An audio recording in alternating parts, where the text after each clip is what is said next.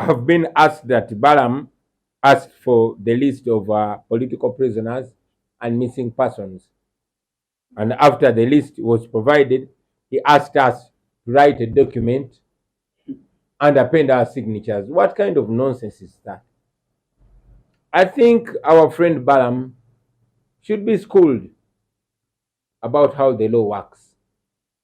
He seems to suggest that there's no rule of law. He seems to suggest that the courts are indeed impotent, as I'm saying. In fact, useless. He seems to suggest that Museveni is a king, that Museveni is the Alpha and Omega, which is nonsense, which is impossible. Museveni can't pretend that way. He can have, bootlickers and praise singers like Balaam.